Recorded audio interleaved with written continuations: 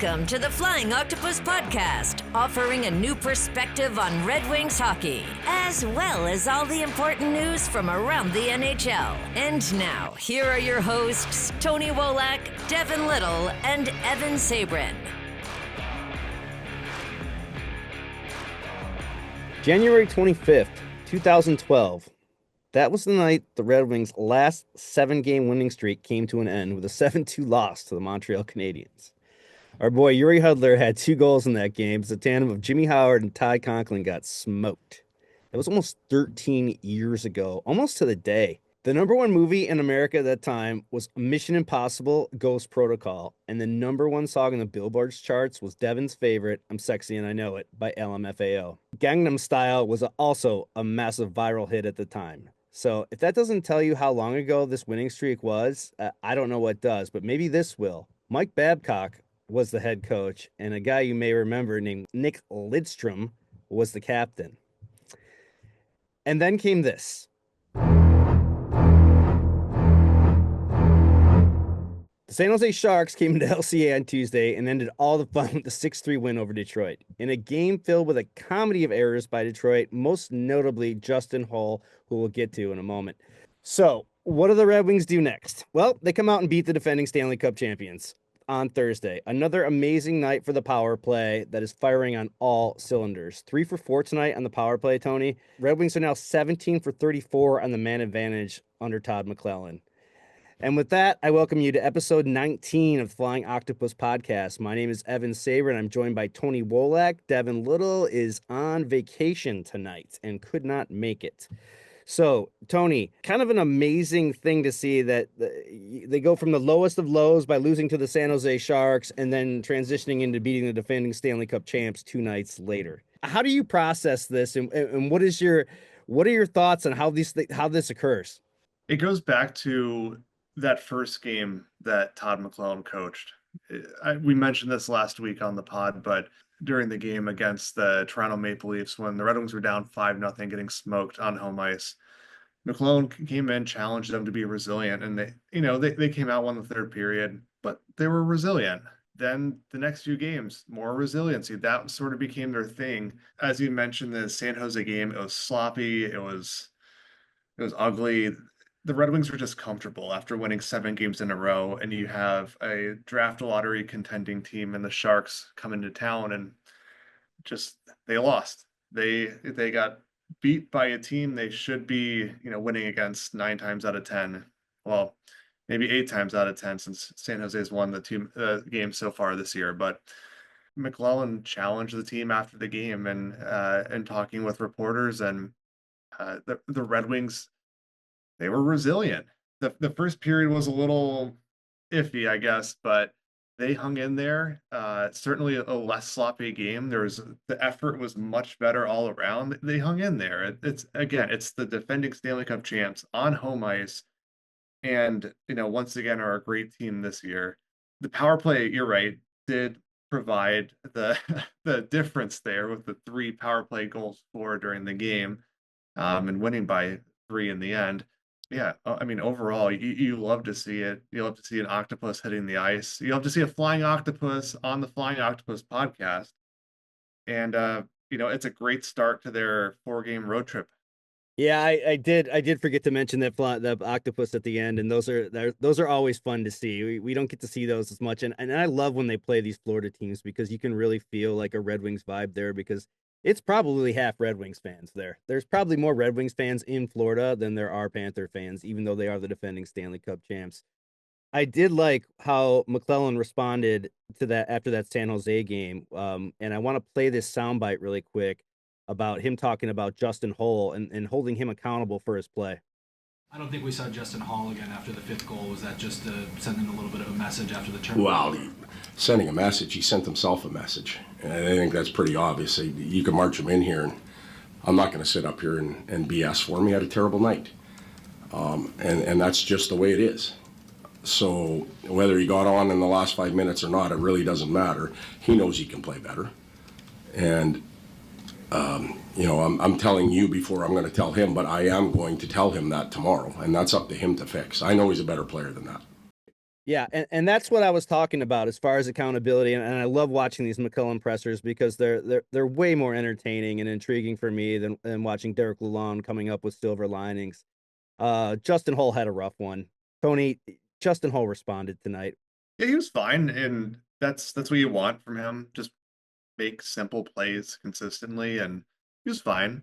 But what I noticed at the end, and I texted you when I saw this right away because I know you were anxious to talk about this tonight. But in the last 2 minutes of the game, there was a defensive zone faceoff. Sider and Sherrod had been out there for a bit, and so you expect Edvinson to be one of the defensemen out there. And normally it'd be Jeff Petrie probably with him, but since he's out, it was Justin Holl. And even after a little bit of Florida possessing the puck in Detroit's end and getting another whistle and another face-off, they stayed out there. Red Wings won the draw. If eventually the puck got back to Hall behind the net, made the simple play to just get it around the boards to Lucas Raymond, who's waiting at the half wall, and he chipped it over to Marco Kasper, who moved it quickly to Dylan Larkin, and you have an empty net goal to seal the victory. So again, resiliency. Justin Holl, came out, had a much better game, comparatively speaking, and was a factor in sealing the deal at the end of the game. So it's not just the team being resilient; it's on an individual basis too. And Justin Holl is an example of that. So we mentioned the power play going 17 for 34 under McLellan in his 10 games here with the Red Wings. I think those numbers are like absolutely crazy. The power play's been good all year. Not that this is anything new, but like, what is it? What is it about the power play and under McClellan's influence? Like, what is different, Tony, that's just making this click? There's a lot more movement to the power play. When under the previous regime, whether it's by design or not, the players were sort of locked into their positions. Like the flanks, the quarterback, then the two net front and bumper players who kind of alternated back and forth. That was the main movement there, but that was kind of more of like a piston system. Like one player moves up to the slot when the other player's by the net, and then when the puck's on the other side, they kind of flip positions. But under Todd McLellan and again, still Alex Tanguay, but since McLellan took over, I've seen a lot more movement on the power play from all the players. Probably most importantly, Dylan Larkin is rarely still on the ice, and that's a good thing. Like he is a dangerous shooter. He's a great playmaker, but I mean, we'll use power play one as an example. Here you had the two flanks. You have Kane on one side and Lucas Raymond on the other. They are not just standing on the half wall the whole time. They are not in that Alex Ovechkin, spot where not moving, just wait for the puck and shoot it on net. No, they are moving up and down the wall. They're moving to the center of the ice, along the blue line. They're a little bit, further in from the blue line. Sider is going from end to end on the blue line, moving the puck and getting open for passes. There's Alex DeBrincat, who's near the net, who's also sliding up into a shooting role on the flank when Lucas Raymond moves toward the middle. So like all of these players are moving. They're creating different looks. But also they're pulling the penalty killers around. It's 5-on-4. You have to remember. So at some point, one player is going to be wide open the entire time. So what they're doing is all that movement is creating more opportunities for that person to have a wide open shot from a dangerous area, whether it's Larkin in the slot or one of the flanks. The Red Wings are just getting more good quality chances on net because of all this movement. And then, going back to Larkin, his role is like the bumper on the power play, but he's not just staying there. He's moving all around the offensive zone. If you go back to the Columbus game, he scored a power play goal where he just walked down the middle pretty much from the high slot and ended up right on top of the crease, just tipping one in. He had a backdoor goal from a nice pass from Patrick Kane. In the Florida game, he had a goal, I believe it was the Ottawa game, where he started in the slot. He slowly back door, and I think the Brinkat slid the puck over to him. So like he's in constant motion. So that's how he's probably getting open so much is that he's finding those soft areas. Evan, what do you think? Is he the Amon-Ra St. Brown of the Red Wings in terms of just finding those soft spots in the defense and getting open? I mean, he's been great. It just feels like he's been rejuvenated since this McLellan arrived, and I really liked watching DeBrincat tonight too. Like he made a great play, a great move on the side of the boards tonight that set up Larkin's first goal on the power play, where he basically came across, juked out two defenders, and threw it to Patrick Kane, who just one-timed it to Larkin for a wide open net. I mean, those guys are really, really gelling and finding their chemistry right now. And then, Kane later came in later and scored a power play goal himself. He actually leads the NHL in points since December 29th. It's amazing some of the stats that the ESPN guys put up that I love to steal. But no, I mean, this is a legitimate power play. It's number 2 in the league currently, but I'm curious, like, can you live by the power play all season? Like, is this sustainable? I would say I don't think scoring at a 50% clip on the power play is sustainable, but I also said that last week. Still there. But yeah, you're right. You do want to see more offense generated at 5-on-5, and that's something the Red Wings will need to work on.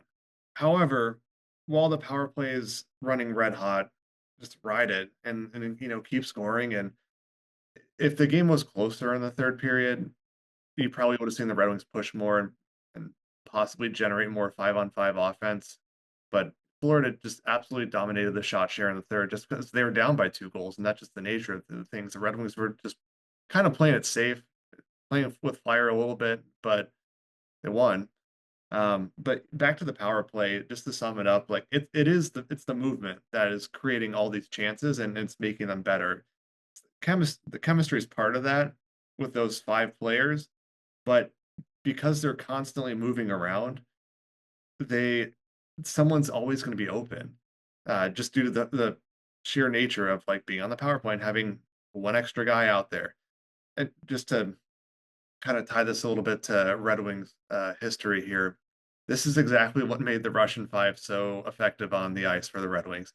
It's the constant state of motion. No one was ever stagnant. No one was ever standing in place. Everyone was always in motion, and they knew where each other were going to be.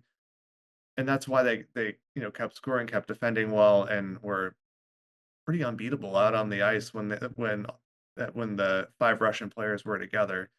Obviously not 1-for-1 today. The game has changed substantially, and the players are obviously very different from Fedorov, Kozlov, Larionov, Fetisov, and Konstantinov, but it's the same sort of concept of constant motion and just being able to find seams in the defense because you're moving around, and they sometimes aren't. And if the defense isn't moving around a lot, if they're playing passive or maybe overly aggressive, there's going to be open pass lanes.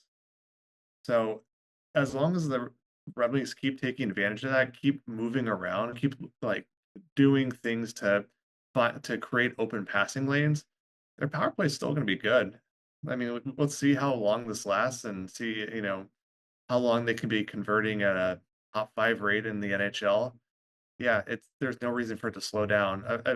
Eventually, opponents are going to figure out 1 or 2 ways to defend this well, and it's up to the Red Wings coaching staff to find ways to then move past that and find a way to approach the power play differently when opponents kind of do learn how to adapt to it.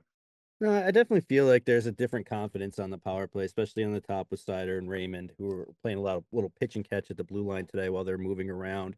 And then you had Kane on the flank, and they're moving the puck well, and that's one of the best components of having a successful power play.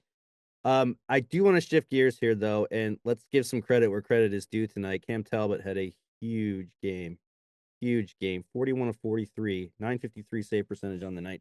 He was hot, and he came up big in the third period when Florida was trying to pounce. What did you see out of Talbot tonight, man? Come on, goalie expert. I need your evaluation. Talbot was outstanding against the Panthers. He was tracking the puck well, staying square. He gave up a few too many rebounds for my liking, but it was fine. The Red Wings cleared them all out.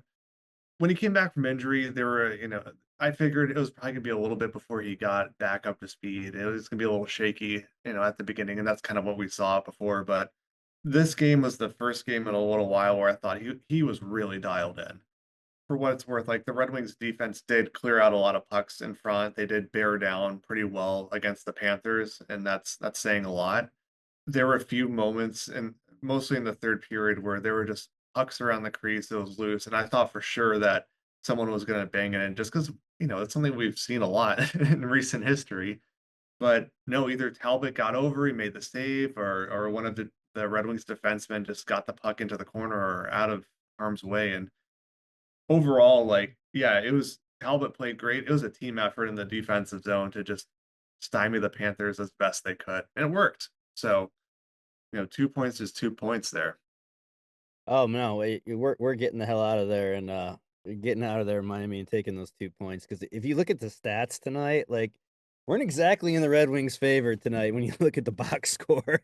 Florida outshot the Red Wings 43-20, hits 36-23 in favor of Florida. Wings got dominated in the faceoff circle, almost 2-1, with the 39 faceoff wins for Florida, 20 for the Red Wings. But here it comes down to the power play again. Red Wings 3 for 4 in the power play. Florida 0 for 3. 21 block shots for the Red Wings tonight as well. So the defense was definitely stepping up their game. They are what they are. The Red Wings came out with a hard-fought win. You wouldn't watch that game and say which team was better or who played the better game, but I definitely think that was an all-out team effort, like you said, Tony, and it was good to see. Those are the kind of games that you need to win this time of year. As the year progresses, these are the kind of points you need to bank against these big teams. So, shifting gears, Tony, today we got to see the Stadium Series jerseys were finally revealed, and this is always a big thing on social media for everyone to get their 2 cents in on. They're meh for me, to be honest with you. I like the Blue Jackets version better. In all these outdoor games and these new jerseys that they make, and yes, I own a couple, and I've got a couple bad stories about it. I remember when the ones came out for the Big House, the Winter Classic, and my wife and I were desperately trying to find a Danny DeKeyser jersey, because I believe that was his first full season with the team, and they didn't have any in Detroit. And boy, did I luck out by not grabbing one of those. As far as these Stadium Series jerseys or Winter Classic jerseys, whatever, which are, to me, a big time cash grab, what did you think about the design in this year's, especially as someone who's going to the Stadium Series? Yeah, so if you're listening, you're going to the game, stop by, say hi. Devin's gonna be there as well. As far as the jersey go, I gotta say I wasn't really surprised with what Detroit's setup ended up looking like. Obviously, it's a Michigan team versus an Ohio team. You're playing at Ohio Stadium. There's obviously the huge Michigan-Ohio State rivalry. So for me, at least, it was no surprise to see Detroit's setup was the Michigan hockey setup, but just red and white. Really, it wasn't that much of a change. The stripe down the helmet, the wings on the side just looked more or less like the traditional Michigan helmet. Not a big fan of the helmet, but it is what it is. There were some fun Easter eggs throughout, like the octopus, Al the octopus making an appearance. Hockey Town in the collar, also on the pants. I thought the nameplate was kind of nice, just the red nameplate with the white letters on the white jersey. I thought the numbers were just too big for me on the numbers. Yeah, I never got that whole trend of making the sleeve numbers extra large. But you know what? It'll be easier for me to see way up in the nosebleeds. But I mean, if it were up to me, like, I wouldn't design the jerseys to be like in the same batch, if you know what I mean. Like, they were kind of designed in tandem to be this like a similar vibe, but would kind of work together as a pair. I would have gone a different route. I would have gone like a nostalgic route for original six Red Wings, where it was kind of a throwback jersey to way back when. And then for Columbus, it would have been like a new age. They're because they are one of the newer teams, like a new age, like super modern look, and have that old versus new contrast. I think that would be a fun way to approach these jerseys, and I wouldn't be surprised if we see something like that next year at the outdoor games when they're down in Florida with original six teams playing the Lightning and Panthers. But I don't know if I'll buy one, but it's not super ugly, so that's a win there. Not super ugly. That's the best description of these Stadium Series jerseys. They're not bad, but they're not super ugly. I don't who designs these? Like I'm not really sure who makes the design. Like is this Fanatics? Are they the people that absolutely design these things? Because I don't know. It doesn't do it for me. I need to see the wing wheels somewhere on the jersey, and just I mean, I get what they're doing with the Michigan Ohio State rivalry, and they're trying to build that rivalry. I don't think the Red Wings and the Blue Jackets are ever going to have that will ever get to the place that Michigan and Ohio State are at as far as rivalries. But nah, I think it'll be a fun event. I'm looking forward to it. We're still on the fence about going. You're going to have a lot of Michigan and Ohio State. You can already see the tailgate, the Michigan and Ohio State flags, and all the smack talking that's going to be going on the stands. And at the end of the day, hopefully at this point, it's, only a month and a half away, but hopefully it's a meaningful game with these two teams that are, battling for that last wild card spot. And the Blue Jackets won again tonight. So, yeah, I mean, that's going to be a big game. It's going to be a fun game. And, the NHL, I still feel is like they're kind of oversaturating these outdoor games. It's like, I went to the 2009 Winter Classic, and that was fun, and it felt more genuine and more real back then because there was only one game, but now they've kind of, marketed it to, 3 or 4 in the Stadium Series games, and I've been to a few of them, and you know what? They're fun if you're there, but it's not really something that blows your mind if you're at home watching on TV, but I'm looking forward to it. Seeing that I'll be there. We'll have my wife there too, and our kids, so that'll be a fun experience. But in the meantime, the Red Wings have 3 more games left on their road trip. They are in Tampa Bay on Saturday night. They're in Dallas on Sunday night. That's a pretty wild back-to-back. And then in Philadelphia on Tuesday night. A few days ago, I put out a tweet that essentially said, if the Red Wings want to clinch one of these wild card spots, their goal should be like within these 5-game sprints, get 6 points. Doesn't matter how you get 6 points, just get 6 points. That should be enough to get you to 92 points, which should be enough to get a wild card spot. Things may change between now and the end of the year with some teams getting hot, some teams getting cold, but 6 points in 5 games, I think that's realistic, and I think that's something that it's a good goal to shoot for. I would have preferred the Red Wings to get 2 points against San Jose, but that didn't happen, so they'll have to make it up on this road trip somehow. But the 2 points against Florida, that was a nice win there. But again, 3 more games on this road trip before coming back home.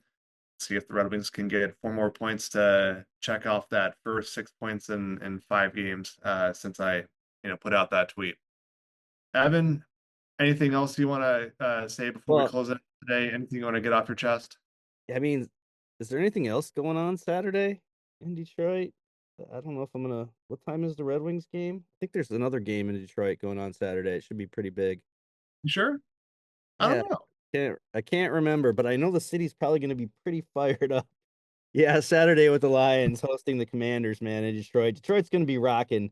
Obviously Detroit, the Red Wings are in Tampa, but still, I love those days. Those days where meaningful games for multiple teams in the city, and it's electric for me, and it's good to have 2 TVs in my garage so I can put the Red Wings on the little one because the Saturday is all about the Lions. And you living in enemy territory in the DMV. Yeah, for those not local to where I'm at, DMV around here equals DC, Maryland, and Virginia. So yeah, in the heart of enemy territory. A lot of my friends are Commanders fans, and they've been talking a lot of smack since we found out we were playing each other. But we'll see what happens. I'm not overly concerned. It would be nice. Actually, you know what? It would be nice if we got some Dylan Larkin chants at Ford Field with all the Jared Goff chants that we've seen everywhere else. If the Red Wings or if the Lions are up by enough at some point, yeah, let's give Dylan Larkin some love. What do you say? No, I say screw that. I say you show up to work on Monday if the Lions win in a Jared Goff jersey, just like I did at work 2 weeks ago when they beat Minnesota. I showed up to work in my Jared Goff jersey, and I did my Jared Goff chant, and I had no issues doing so. And You're in enemy territory. I'm not. So I think that's something that you need to do on Monday and have someone film it. And that will be our intro for the next show. Love it. It's speaking of our next show, we've got a wrap here, guys. But thanks for listening to episode 19 of the Flying Octopus podcast. Before we leave you, I just wanted to remind you where you can find us. You can check us out on YouTube at the Flying Octopod. You can find us on Twitter, Blue Sky, and Threads under that same name. And don't forget to listen on iTunes, Spotify, or wherever you get your podcasts. Well, big win tonight, Tony, and big game stretch coming up here, Dallas and Philly. So I'm excited. I hate playing in the House of Horrors in Philly, but maybe with our new leader behind the bench, some things can change. So we will be back next Thursday to recap all of these games on this Red Wings road trip. And go Lions, go Red Wings. We'll see you next week. Thanks for listening to the Flying Octopus podcast. Follow us on YouTube at the Flying Octopus channel and Twitter at Flying Octopod.